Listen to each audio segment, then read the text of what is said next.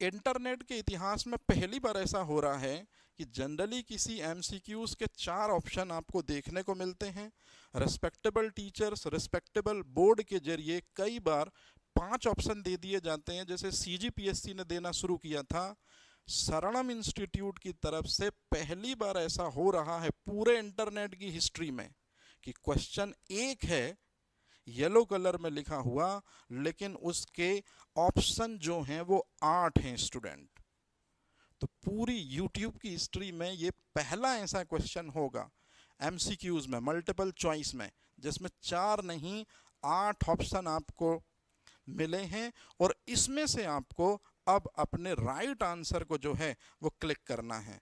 और क्वेश्चन क्या है स्टूडेंट, एकदम सिंपल, कि आज के समय पे जिस फूड की बात बहुत ज़्यादा लाइमलाइट में चल रही है, स्पेशली कैबिनेट में भी जो कैंटीन है वहाँ पर जो श्री अन्न है, जिसको कई बार आप लोग कह देते हैं मोटा अनाज, श्री अन्न को ही कई बार क्या बोल देते हैं स्टूडेंट, जो मोटा अनाज है, इस मोटे अनाज में टोटल गवर्नमेंट की तरफ से याद रखिएगा 13 क्रॉप्स हैं, 13 क्रॉप्स हैं। उन 13 में से मेन 8 क्रॉप्स हैं, और यही वो 8 क्रॉप्स हैं स्टूडेंट। तो ये एक वैल्यूएबल इंफॉर्मेशन आपके लिए कि भाई मिलेट में टोटल कितनी क्रॉप है 13, मेन कितनी है 8, और उन 8 में से आपको मुझे बताना है किंग का नाम, मतलब किंग ऑफ मिलेट्स कौन है।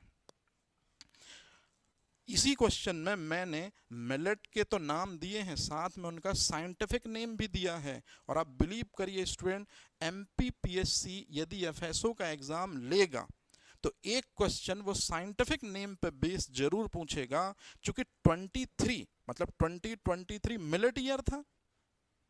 इसी वजह से ये इस तरह के क्वेश्चन आने कंपलसरी हैं स्टूडेंट।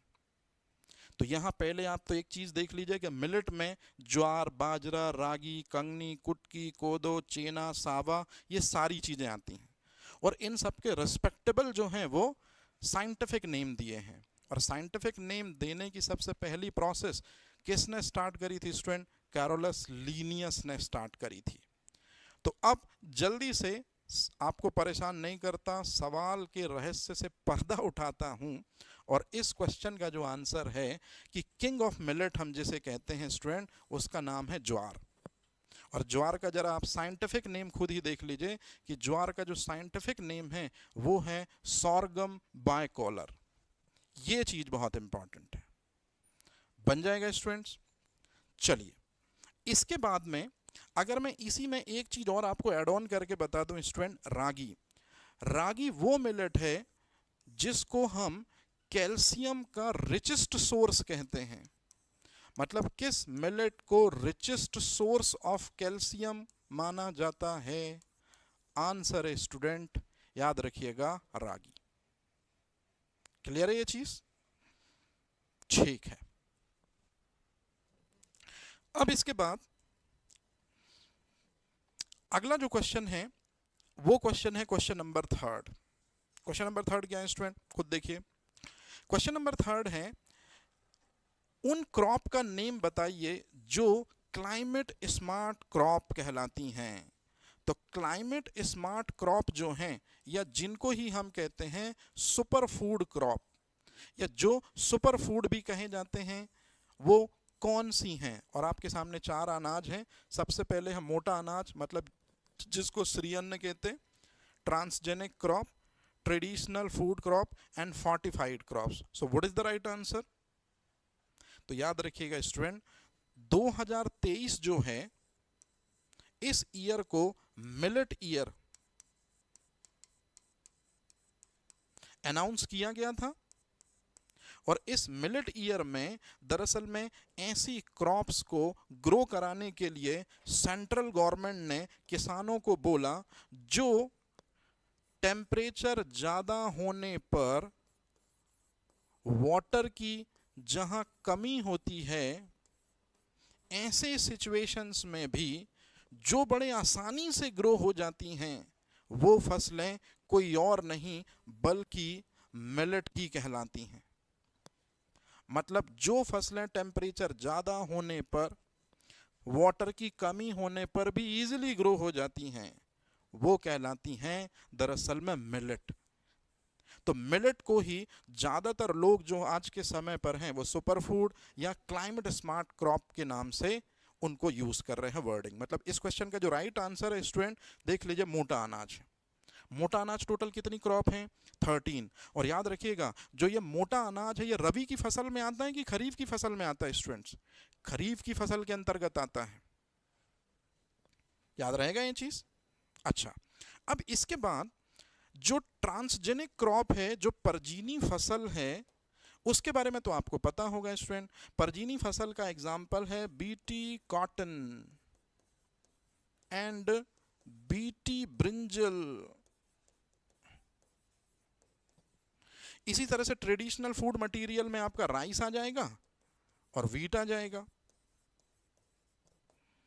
फोर्टिफाइड फूड क्या होते हैं, आगे देखेंगे इनके बारे में हम। Very good. अब चलते हैं नेक्स्ट क्वेश्चन पर। अभी मैंने मिलेट में बात करी, अब स्टूडेंट नॉर्मल पहले आप क्वेश्चन पढ़िए फिर उसके बाद आंसर कीजिए कि जितने भी ग्रेन हैं हिंदुस्तान में या ऑल ओवर द वर्ल्ड 10,000 दरअसल में प्लांट स्पीसीज हैं जिनको खाया जा सकता है। हिंदुस्तान में 8 प्लांट स्पीसीज पर पूरा का पूरा जो है वो दुनिया चल रही है। पूरी की पूरी दुनिया जो चल रही है वो 8 प्लांट स्पीसीज पर चल रही है। तो जितने भी अनाज हम खाते हैं, जैसे गेहूं, चावल, दाल, ये सब हम खाते हैं स्टूडेंट। तो अब यदि मैं अनाजों की बात करूं, तो जैसे अनाजों की यदि हम बात करते हैं, तो जो अनाजों का राजा है यदि वो चावल कहलाता है। अरे हाँ या ना? तो मैंने आपसे क्वेश्चन पूछा है, मुझे चाहिए है क्वीन ऑफ ग्रेन्स, मुझे चाहिए अनाज की रानी। और 4 ऑप्शन आपको जो दिख रहे हैं उसमें मैंने जो राइट आंसर है वो साइंटिफिक नेम के साथ दिया है और साथ ही साथ उसकी मैंने फैमिली भी बताई है। साइंटिफिक नेम और फैमिली इसलिए दे रहा हूं क्योंकि एफएसओ इसी तरह के क्वेश्चन डील कराएगा स्टूडेंट्स आपसे, इसलिए आप लेवल को बहुत अच्छे से समझिएगा। तो जो 4 ऑप्शन आपको यदि दिख रहे हैं तो इसमें से जो राइट आंसर है, सबसे पहले अनाज का राजा तो मैंने पूछ ही लिया है स्टूडेंट, और ए ऑप्शन में भी देखिए मैंने राइस लिखा, तो वो तो कभी नहीं हो सकता। इस क्वेश्चन का पहले तो आप राइट आंसर समझ लीजिए स्टूडेंट। जो लोग कह रहे हैं सी, तो वही स्टूडेंट राइट है, makka is the right answer. Traditional जो क्रॉप है उनका किंग राइस को बोलते हैं, और जो क्वीन होती है स्टूडेंट वो मेज होती है, मक्का होती है। तो पहले इस क्वेश्चन का जो राइट आंसर है मक्का, उससे रिलेटेड मैं आपको कुछ क्वेश्चन बता देता हूं। कैसे? सबसे पहले कि जो मक्का है वो किस फैमिली से आता है? पोएसी फैमिली से आता है। मक्के का साइंटिफिक नेम क्या है स्टूडेंट? जिया मेज है, याद रहेगा ये चीज। और जो मक्का होता है और साथ ही साथ जो गन्ना होता है, these are called C4 plant. C4 plant are those plant who prepare oxalo acetic acid. याद रखिएगा ये चीज, ऑक्सैलो एसिटिक एसिड जो प्लांट बनाते हैं, जैसे जो प्लांट फोटोसिंथेसिस करके ग्लूकोज बनाते हैं वो C3 प्लांट कहलाते हैं। जैसे गेहूं, चावल, ये सारी चीजें हैं। लेकिन जो प्लांट फोटोसिंथेसिस करके ऑक्सैलो एसिटिक एसिड बनाते हैं वे प्लांट C4 प्लांट कहलाते हैं। और जो प्लांट C4 प्लांट कहलाएंगे उनमें गन्ना और मक्का जो है वो बहुत इंपॉर्टेंट एग्जाम्पल है। और गन्ना और मक्का को ही हम जब सड़ाते हैं तो उसमें से निकलता है एथिल अल्कोहल, और इसी एथिल अल्कोहल को हम पेट्रोल के साथ मिक्स कर देते हैं स्टूडेंट, और बन जाता है पेट्रोल का सब्स्टिट्यूएंट E10, जिसको कहते हैं पावर पेट्रोल, या इसी को हम कह देते हैं गैसोहॉल। याद रहेगा स्टूडेंट? ये है कहानी। मतलब क्वेश्चन का राइट आंसर आपने देखा स्टूडेंट, कि जो राइट आंसर है वो क्या है, उसका साइंटिफिक नाम क्या है, उसकी फैमिली क्या है। अब इसी तरह से आप एक बार जरा इन चारों पे जरा सबके साइंटिफिक नाम देख लो, कि चावल का साइंटिफिक नाम है ओरिजा सटाइवा। चावल की फैमिली कौन सी है स्टूडेंट? तो चावल की जो फैमिली है वो पोएसी फैमिली है, जस्ट लाइक मेज। इसके बाद गेहूं जो है उसका साइंटिफिक नेम है ट्रिटिकम एस्टिवम, और याद रखिएगा जो फैमिली है वो भी पोएसी फैमिली है। इसके बाद गन्ना जो है उसका नेम है सैक्रम ऑफिसिरिम, और फैमिली जो है स्टूडेंट वो कौन सी फैमिली हो जाएगी इसकी, ये भी पोएसी फैमिली है। मतलब फैमिली लगभग लगभग सेम है। लेकिन आप देखिए क्वेश्चन ऐसे नहीं पूछे गए कि अनाज की रानी कौन है, चावल गेहूं मक्का और गन्ना दे दिया, साइंटिफिक नेम आपको याद रखने हैं। अब आप चावल गेहूं, चाहे आप आलू टमाटर प्याज कुछ भी याद करना, साइंटिफिक नाम आपको याद होने चाहिए। एफएसओ में एक क्वेश्चन आपको गिफ्ट मिलेगा इस तरह का, बन जाएंगी चीजें आपको। चलिए अब बात करते हैं आगे। साउथ इंडिया में बहुत ज्यादा डिमांड होती है फर्मेंटेड फूड आइटम्स की, या हम डिमांड ना कहें, वहाँ हर घरों में शुरुआत से जो बच्चे हैं बूढ़े हैं बड़े हैं चाहे पेशेंट हैं उनको फर्मेंटेड फूड खिलाया जाता है, प्रकणवित भोज्य पदार्थ खिलाया जाता है जो सड़ाकर बनाया जाता है। तो मेरा क्वेश्चन स्टूडेंट ये है कि दक्षिण भारतीय पारंपरिक भोजन में फर्मेंटेड फूड मतलब जो सड़ाकर बनाया जाता है ऐसे उत्पाद जैसे इडली हो गया डोसा हो गया है ना, का बहुतायत में प्रयोग होता है। इसमें से जो रॉन्ग स्टेटमेंट है उसको पहचानिए। चलिए बताइए स्टूडेंट, रॉन्ग स्टेटमेंट कौन सा होगा इसमें। सबसे पहले मैं इस क्वेश्चन का राइट आंसर आपको बताऊं उसके पहले मैं सिर्फ आपको दो क्लू दे रहा हूं स्टूडेंट कि जो किण्वित उत्पाद हैं या फर्मेंटेड फूड आइटम्स हैं इसमें आप इडली और डोसा सबसे पहले अपने माइंड में यूज करिए। लेकिन जब भी आप स्टूडेंट ये चैप्टर पढ़ेंगे फर्मेंटेड फूड आइटम्स का, ये यूनिट सेकंड में टॉपिक है स्टूडेंट, तो वहां आपको सॉक्रेट पढ़ना है, जर्मन का फर्मेंटेड फूड आइटम्स है। फिर किमची पढ़ना है, किमची जो है दरअसल में वो कोरिया का फर्मेंटेड फूड आइटम्स है। मतलब सिर्फ और सिर्फ आप ये इडली डोसा और ये उत्पम और ये जलेबी पढ़ने से फ्री नहीं हो पाएंगे स्टूडेंट्स।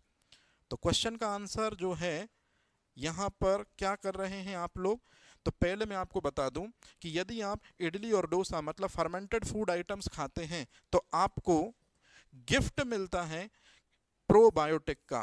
दरअसल में प्रोबायोटिक वे बैक्टीरिया होते हैं, वो माइक्रोबियल स्पीसीज होती है जो आपके शरीर के अंदर जाकर आपके डाइजेशन में हेल्प करती है, आपके पाचन में सहायता करती है। और जब आपका पाचन स्ट्रांग होगा इडली और डोसा के जरिए तो आपको बहुत सी न्यूट्रिशियस वैल्यू भी मिल जाएगी। मतलब पहला वाला ऑप्शन सही है कि फर्मेंटेड फूड आइटम्स बहुत सारे बैक्टीरिया और बहुत सारे यीस्ट जो यूजफुल माइक्रो ऑर्गेनिजम्स हैं उनको बॉडी के अंदर ऐड कराते हैं, इस तरह से डाइजेशन में इजी हो जाता है।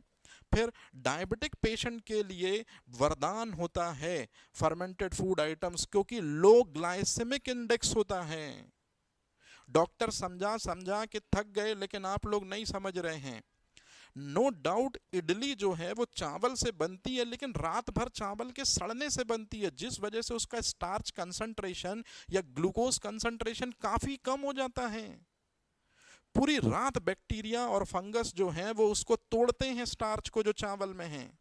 तो जो अगली सुबह हमारे पास बैटर आता है वो जो बैटर होता है वो बिल्कुल सिंपल फूड हुआ, उसको यदि हम खाएंगे तो इजी टू डाइजेस्ट होगा, कोई ब्लड में ग्लूकोज लेवल हाइक नहीं करेगी। डायबिटिक पेशेंट के लिए वरदान है फूड आइटम्स, कभी क्लासरूम में आइएगा अच्छे से समझाऊंगा ये चीज। और सबसे लास्ट वाला जो है वही है रॉन्ग स्टेटमेंट, मतलब इस क्वेश्चन का जो राइट आंसर है स्टूडेंट वो है डी। माइक्रोफ्लोरा को इम्बैलेंस करते हैं, माइक्रोफ्लोरा को इम्बैलेंस नहीं करते बैलेंस करते हैं। क्या मतलब हुआ, हमारे पेट में, याद रखिएगा स्टूडेंट, हमारे पेट का मतलब है हमारे स्टमक में, हमारे आमाशय में या हमारे, और पेट का मतलब यदि हम बड़ी आंत और छोटी आंत और ले लें, इंटेस्टाइन और कंसीडर कर लें, तो हमारे पेट में या हमारे स्टमक में कुछ गुड बैक्टीरिया होते हैं और हमारे बॉडी के अंदर कुछ बैड बैक्टीरिया होते हैं। जो गुड बैक्टीरिया होते हैं ये ही good bacteria generally fermented food items के जरिए हमारे बॉडी के अंदर जाते हैं। जैसे जब आप लोग इडली डोसा खाते हैं तो ल्यूकोनॉस्टॉक अंदर जाता है, जब आप लोग दही खाते हो तो लैक्टोबैसिलस आपके बॉडी के अंदर जाता है, जब आप लोग किमची या सॉकरेट खाते हो तो लैक्टोबैसिलस की बहुत सी स्पीसीज आपके बॉडी के अंदर जाती हैं। मतलब फर्मेंटेड फूड आइटम्स के जरिए जो गुड बैक्टीरिया आपके बॉडी के अंदर जाते हैं, इन्हीं को तो स्टूडेंट प्रोबायोटिक कहते हैं। और जितना ज़्यादा प्रोबायोटिक का नंबर आपके अंदर होगा उतना ही कम होगा पैथोजन बैक्टीरिया का नंबर या डिसीज कॉजिंग बैक्टीरिया का नंबर या डिसीज कॉजिंग जो माइक्रोबियल स्पीसीज हैं उनका नंबर। तो याद रखिएगा, जब ये चीज अंदर जाएगी, प्रोबायोटिक अंदर जाएंगे, तो अपने आप जो ये लेवल है ये कम हो जाएगा। इसको कहते हैं माइक्रोबियल फ्लोरा बैलेंस करना। लेकिन क्वेश्चन में क्या लिखा है? इम्बैलेंस करना। तो वही रॉन्ग स्टेटमेंट है। चलते हैं नेक्स्ट क्वेश्चन की तरफ। ट्रेडिशनल फूड आज के टाइम पे क्यों पुनः लोकप्रिय हो रहा है? अब मैं आपसे क्वेश्चन पूछता हूं। अमेरिका दुनिया का पहला देश बना जिसने इंडियन थाली को रियल मान्यता दी कि ये कंप्लीट थाली है, फुल न्यूट्रिशियस डाइट माना हमारी थाली को उसने। और इंटरनेशनल लेवल पर ये हमारे लिए फक्र और सम्मान की बात है। लेकिन कोरोना के बाद समझ में आया उनको कि पूरी दुनिया जो है वो लाशों के ढेर में अपने अपने स्तर पर अपने अपने जगह पे तब्दील रही। बहुत सी मौतें हुई स्टार्टिंग में जब तक वैक्सीन नहीं आई थी। लेकिन वहीं इंडिया में इतना मास पॉपुलेशन के बावजूद भी यहाँ जो रेट थी वो कम क्यों थी? क्या गवर्नमेंट ने दिल से मेहनत की? बिल्कुल सही है। क्या लोगों ने अवेयर किया एक दूसरे को और कंटामिनेशन स्प्रेड आउट नहीं हुआ? ये भी है। लेकिन एक छुपा हुआ पहलू जो था वो ये था, हमारे भारतीय भोजन में इस तरह के मैजिकल एलिमेंट्स थे, हमारे भारतीय भोजन में इस तरह की छुपी हुई मसाले मतलब दवाइयाँ थीं, जिस वजह से हमारी इम्यूनिटी वीक पड़ी ही नहीं। स्टूडेंट्स, पड़ी ही नहीं हमारी इम्यूनिटी वीक। मतलब हमारा जो खाना है वो कंप्लीट पैकेज है स्टूडेंट न्यूट्रिशन का। चावल खाया, स्टार्च चला गया अंदर। दाल खाया, प्रोटीन अंदर चला गया। दाल तड़के वाली थी, फैट अंदर चला गया। सब्जी ले ली हमने, मिनरल्स अंदर चले गए। फल फ्रूट ले लिया स्टूडेंट या सैलड ले लिया, विटामिन्स अंदर चले गए। मेरी बात समझ रहे हैं? ये है कहानी। तो कहने का सीधा सा मतलब है कि हमारी थाली जो है वो दुनिया में सबसे बेस्ट थाली है। इसका जो पहला पॉइंट है, ये अमेरिका ने सर झुका के इस स्टेटमेंट को माना है कि इंडियन थाली सच में इम्यूनिटी बूस्टर थाली है। क्यों? क्योंकि डिफरेंट डिफरेंट टाइप्स के मसाले, काली मिर्च हो गया, इलायची हो गया, आपका हल्दी हो गया, है ना, धनिया पाउडर हो गया, ये कहीं ना कहीं कुछ ना कुछ जिंक कंटेंट रखते हैं और जिंक इम्यूनिटी बूस्ट करने में हेल्प करता है। इसी तरह से भोजन की बहुलता या जैव विविधता को बढ़ा दिखाती है हमारी थाली। अरे भगवान जी को 56 भोग चढ़ता है भाई, और हमारे घर में एटलीस्ट हमारे फादर और मदर हमको जो रिस्पेक्टेबल थाली देते हैं उसमें चावल होता है, उसमें दाल होता है, उसमें रोटी होती है, उसमें सब्जी होती है, सैलड होता है। 5 तरह की बायोडाइवर्सिटी वाला फूड तो हमारे फादर मदर हमको दे रहे हैं। उम्मीद करते हैं स्टूडेंट कि जब आपके सर सफलता का सेहरा बंधे तो आप इसमें स्वीट ऐड कर दीजिए, इसमें और बेहतर से बेहतर चीज़ ऐड कर दीजिए, ड्राई फ्रूट वगैरह ऐड कर दीजिए। तो पूरी रिस्पॉन्सिबिलिटी अब आपके कंधों पर है। जो कंधे झुक गए हैं, जो बाल सफ़ेद हो गए हैं, जो हड्डियां बूढ़ी हो गई हैं, अब वो आपकी तरफ नजरें गर्म किए हुए हैं। हालांकि ये बात वो कभी कह नहीं पाएंगे, आपको समझना पड़ेगी, और हमेशा उनके बोलने से पहले आपको रिसोर्सेज जुटाकर उनको देने होंगे। असल एग्जामिनेशंस ये एफएसओ निकालना नहीं है, असल एग्जामिनेशन पोस्ट लेना नहीं है। हमारे जो अपने हैं, हमारे जो सपने हैं, उनको पूरा करना, उनके लिए ये सबसे बड़ा एग्जामिनेशंस है।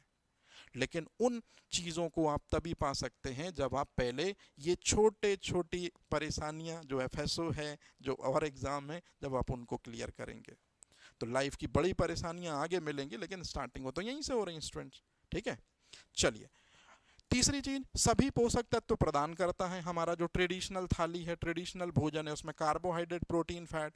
सनातन परंपरा शुरू से कह रही है कि थाली ऐसी होनी चाहिए जिसमें संतुलित आहार हो, और संतुलित आहार का मतलब ही होता है सभी पोषक तत्व हों।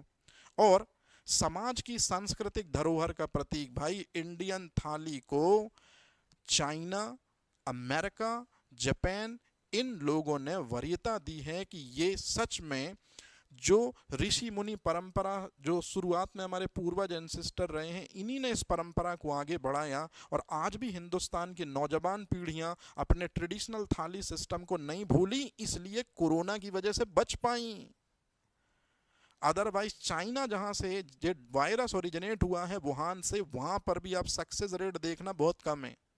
हम सिर्फ और सिर्फ खान पान की उस तहजीब की वजह से बचे, जो हमारे ऋषि मुनियों ने पता नहीं क्या सोच के डिजाइन करी होंगी कि भविष्य में कभी इस तरह की महामारी आएगी, जनपदों ध्वंस आएगा, उससे हमारी औलादें सेफ रहें, बची रहें।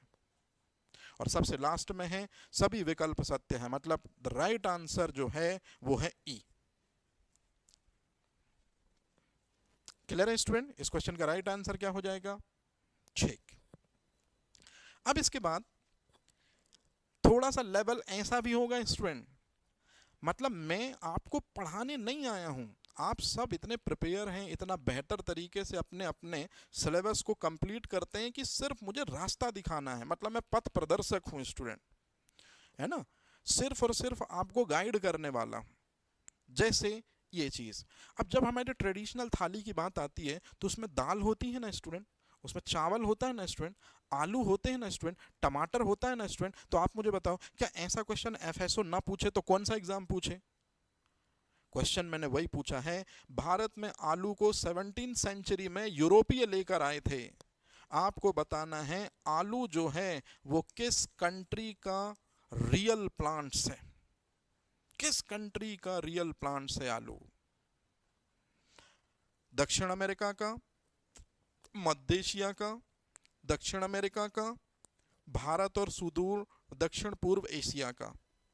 और उसमें मैंने एग्जैक्टली वो भी डाला है कि वो कहां से है स्टूडेंट्स।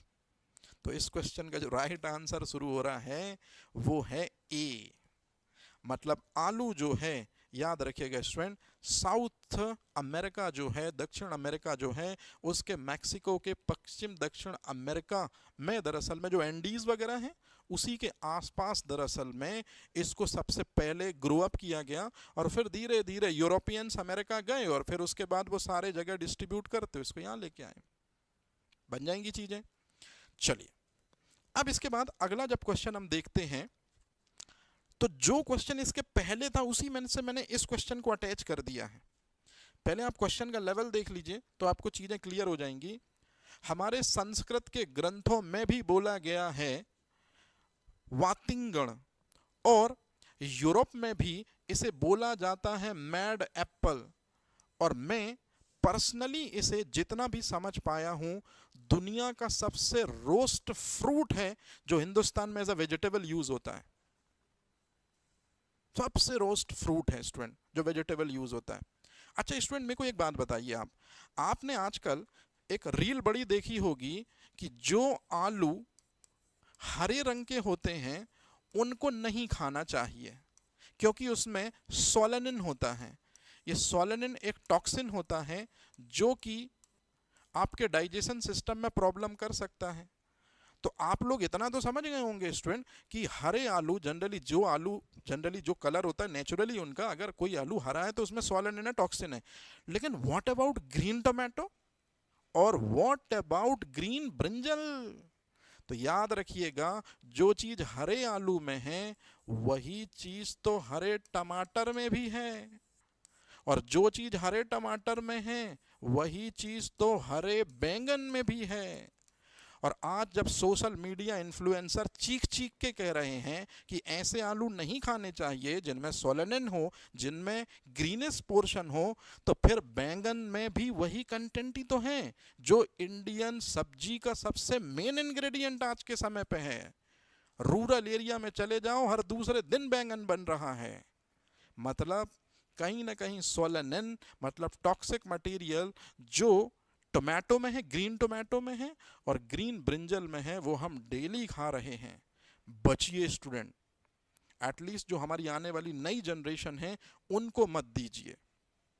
बैंगन अवॉइड कीजिए, उसकी जगह बैंगन यूज ही ना कीजिए, क्योंकि सबसे खतरनाक फ्रूट जो कि एक वेजिटेबल इंडिया में यूज होता है, यूरोप में इसको मैड एप्पल कहते हैं, पागल करने वाला फल कहते हैं। मतलब मेंटल डिसऑर्डर जो है इसकी वजह से बढ़ता है।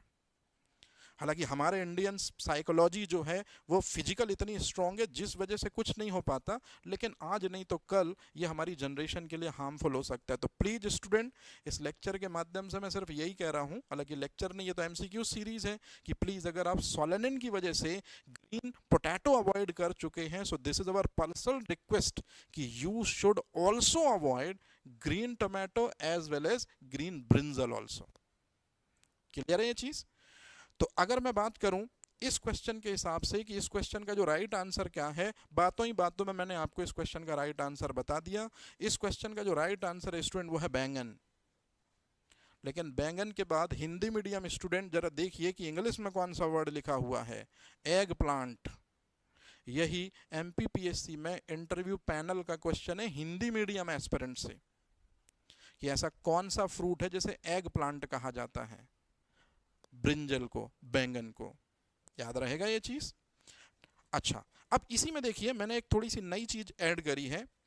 बैंगन जो है उसकी नेशनैलिटी यदि आप चेक करोगे तो वो ये मिलेगी। मिर्च जो है उसकी नेशनैलिटी चेक करोगी तो ये मिलेगी। टोमेटो साउथ अमेरिका से आया है और प्याज मिडिल ईस्ट से आई है। ये लीजिए, अगले फिर क्वेश्चन तैयार हो गए। स्टूडेंट, जो लोग मेरे से ऑलरेडी पढ़ते हैं या जिनने मेरे से पुराना पढ़ रखा है, उनको पता है कि सिर्फ और सिर्फ जो मेरी क्लास होती है वो कंटेंट बेस्ड क्लास होती हैं। बीच में कुछ इन्फॉर्मेशन मैं ऐसी देता हूं जो आपके लिए यूनिक हो जाएगी, लेकिन मैं हमेशा अपने काम के लिए बड़ा ईमानदार रहता हूं। मैं उस क्रक्स और कोर से नहीं भटक सकता जो है।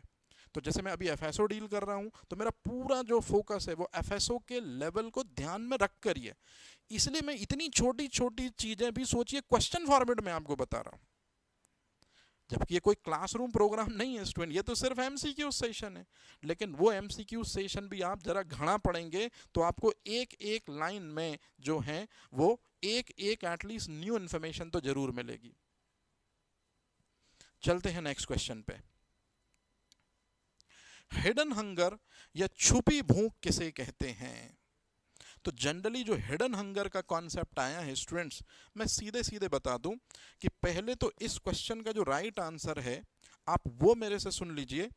इस क्वेश्चन का जो राइट आंसर है स्टूडेंट वो रहा ए ऑप्शन। कैसा option? A option. A option कैसे? जैसे मैं आपको एक छोटा सा एग्जांपल देके इस क्वेश्चन को यहीं कंफर्म कर देता हूं। जैसे स्टूडेंट आप में से ज्यादातर लोग हॉस्टलर्स हैं। हॉस्टलर्स लोगों का फेवरेट फूड क्या होता है? हॉस्टलर्स लोगों ने सुबह बनाया दाल और ये बनाया चावल, और जनरली 10 दिन 15 दिन इसी वे पे यही उनका मीनू होता है। सुबह दाल चावल, शाम सब्जी रोटी, सुबह दाल चावल, शाम सब्जी रोटी, सुबह दाल चावल, शाम सब्जी रोटी। इसी प्रोसीजर में क्या आपने कभी विटामिन्स लिए? क्या आपने कभी फाइबर लिए? क्या आपने कभी एंटीऑक्सीडेंट लिए? मतलब जनरली जो स्टूडेंट होते हैं, स्पेशली जो आप लोग जो प्रिपरेशन कर रहे हो जिस एग्जाम की, जहां से आप मुझे देख रहे होगे, अगर आप खुद टिफिन नहीं अगर यूज करते होगे, खाना बनाते होगे, तो आप देख रहे होगे कि दाल चावल सब्जी रोटी अंदर जा रही है। मतलब विटामिन तो जा ही नहीं रहे, मिनरल्स तो जा ही नहीं रहे हैं, फाइबर तो जा ही नहीं रहे हैं। मतलब आपकी बॉडी में लंबे समय से कुछ ना कुछ इंग्रेडिएंट की लैक है, कुछ ना कुछ इंग्रेडिएंट की कमी है। इसी चीज को जिस फूड के जरिए ब्रेक किया जाता है फोर्टिफाइड फूड कहलाता है। जो पहला वाला है हिडन हंगर, वो ये कहलाता है कि जिस ऐसे खाद्य पदार्थ जिसके द्वारा लोगों को पर्याप्त कैलोरी मिल जाती है, जैसे आप लोगों को दाल चावल और सब्जी रोटी खाने से, इसमें जरा खुद देख लीजिए आप लोग, इसमें जो एनर्जी का मीडियम है स्टूडेंट वो रोटी है, इसमें एनर्जी का मीडियम जो है राइस है, मतलब कार्बोहाइड्रेट आपको एनर्जी देता है। तो एनर्जी का मतलब कैलोरी, एनर्जी की यूनिट क्या है स्टूडेंट, कैलोरी है, तो ये मिल जाती है। लेकिन आपकी बॉडी में जो माइक्रो न्यूट्रिएंट्स होते हैं उनकी कमी होती है, बहुत से विटामिन आप नहीं ले पाते, मिनरल नहीं ले पाते, और इसी समस्या के लिए तो आया है फोर्टिफाइड फूड। आपसे अगर कभी क्वेश्चन पूछा जाए, आपको बिल्कुल प्रिपेयर रखना है आंसर की, हिडन हंगर जो है इसके लिए कौन सा फूड डिजाइन किया गया है, आंसर है फोर्टिफाइड फूड, ये डिजाइन किया गया है स्टूडेंट, याद रहेगा ये चीज। दूसरा, सभी पोषक तत्वों की कमी, बैलेंस डाइट में ये चीज देखने को मिलती है। जनरली बैलेंस डाइट में सभी पोषक तत्व होते हैं, लेकिन अगर पोषक तत्वों की कमी है तो फिर वो बैलेंस डाइट कभी नहीं होगी। वसा और कार्ब्स की अधिकता जब भी होगी तो वो कहलाएगा आपका फास्ट फूड। ऐसा फूड जिसमें कार्ब्स और फैट ज़्यादा हो, ऐसे फूड को हम फास्ट फूड बोलते हैं। और रेशेदार और एंटीऑक्सीडेंट विहीन भोजन आज के समय पे इंडियन पर्सन्स की सबसे ज़्यादा लैक देखी जा रही है। हिंदुस्तान में सबसे ज़्यादा जो पोषक तत्व या जो महत्वपूर्ण आहार लोगों की थाली में से सबसे ज़्यादा छूट रहा है वो रेशेदार मतलब फाइबर है और एंटीऑक्सीडेंट है। तो इस क्वेश्चन का राइट आंसर क्या है स्टूडेंट, इस क्वेश्चन का राइट आंसर है ए, मतलब ऐसा फूड जो आपकी भूख की क्षुधा को शांत करे, आपकी भूख तो मिटाए लेकिन न्यूट्रिएंट्स वैल्यू प्रॉपर ना दे पाए, ऐसे फूड को हम हिडन हंगर में कंसर्ट करते हैं, याद रहेगा।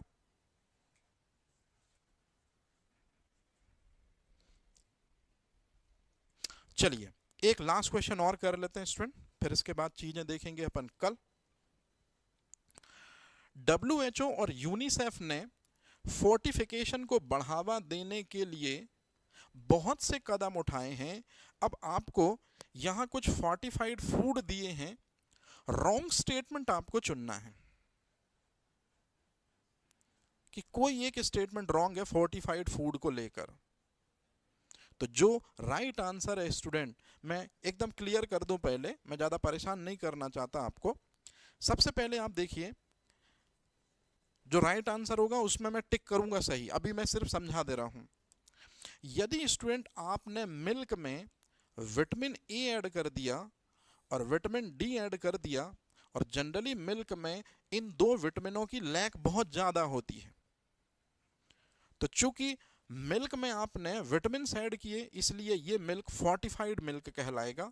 आजकल अमूल जो है वो इसी कॉन्सेप्ट पे आ गया है, सिबोरो इसी कॉन्सेप्ट पे आ गया है, तो बहुत सारे मिल्क प्रोड्यूसिंग ब्रांड जो हैं वो फोर्टिफाइड दूध बेच रहे हैं मार्केट में, ना कि केवल प्लेन मिल्क। इसी तरह से जो तेल होता है उसमें विटामिन ए विटामिन डी मिलाकर उसे बेचा जा रहा है, क्योंकि तेल में या फैट में विटामिन ए और डी की कमी होती है। तो गवर्नमेंट ने अब स्पेशली जो ऑयल बनाने वाली कंपनियां हैं उनको साफ साफ बोला है कि आप विटामिन ए और डी को उसमें ऐड करो भाई। फोर्टिफाइड आटा मतलब होता है स्टार्च, यदि आप सिर्फ आटा खाते हैं तो आपको स्टार्च मिलेगा, लेकिन अब गवर्नमेंट कह रही है कि आटे के साथ में आयरन भी मिक्स कर दो, आटे के साथ में फॉलिक एसिड भी मिक्स कर दो, आटे के साथ में विटामिन B12 भी मिक्स कर दो। तो ऐसा आटा जिसमें, अच्छे से देख लीजिए स्टूडेंट, एक मिनरल और 2 विटामिन मिले हों, ऐसा आटा फोर्टिफाइड आटा कहलाता है। इसी तरह से फोर्टिफाइड चावल भी फोर्टिफाइड आटे से ही दरअसल में उसी के समकक्ष है स्टूडेंट्स, कि जब चावल में हम आयरन फॉलिक एसिड और विटामिन B12 मिला देते हैं तो वो फोर्टिफाइड राइस हो जाता है। और सबसे लास्ट में है डबल फोर्टिफाइड नमक, यही स्टूडेंट दरअसल में असत्य कथन है। क्यों असत्य कथन है?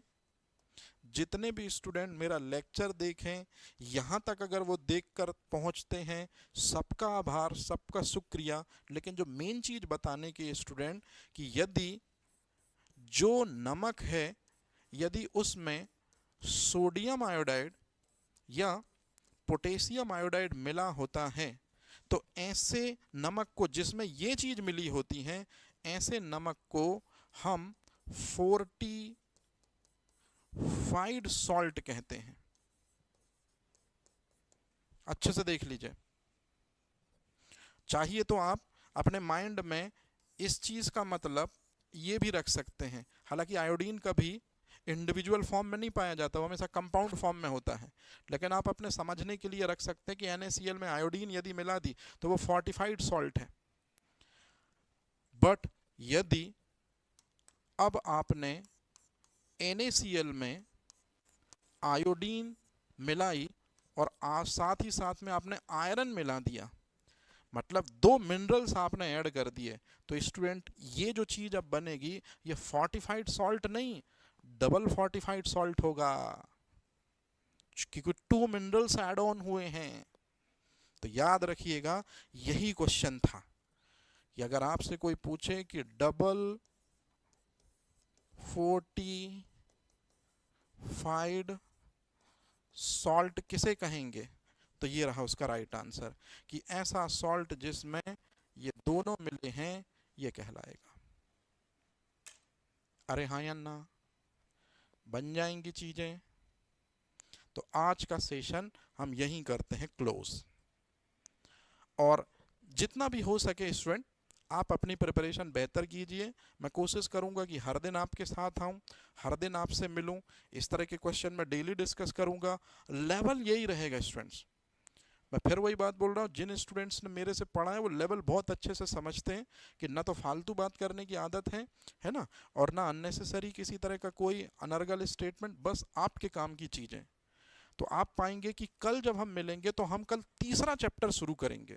अब मुझे अभी भी याद नहीं आ रहा है स्टूडेंट कि यूनिट 1 का तीसरा चैप्टर कौन सा है, वो आप मुझे बताएंगे।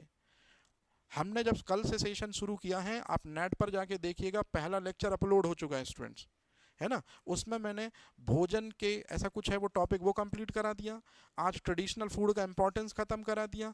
अब कल जब हम मिलेंगे तो तीसरे टॉपिक के क्वेश्चन मैं आपको दिखाऊंगा। मतलब हर दिन आप जैसे जैसे आगे बढ़ते चलोगे आपके टॉपिक बदलते चलेंगे। आई थिंक शायद फोर्टिफाइड फूड ही नेक्स्ट टॉपिक है, आई थिंक शायद। तो यदि वही टॉपिक रहा तो कल आप वही टॉपिक देखोगे, ठीक है।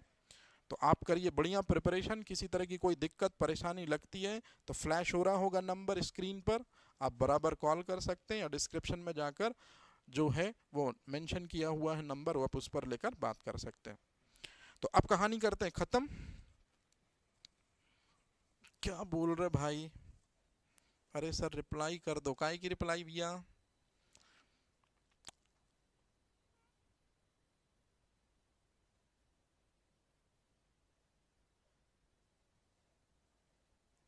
अरे सर रिप्लाई तो कर दो।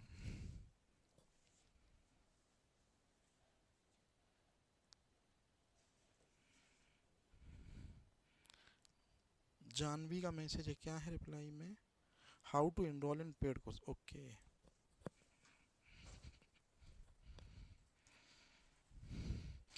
बेटा एक नंबर मिल रहा है, उस नंबर पर आप बात कर लेना, जो भी क्वेरी है जो इन्फॉर्मेशन है वो सारी की सारी आपको मिल जाएगी, ठीक है।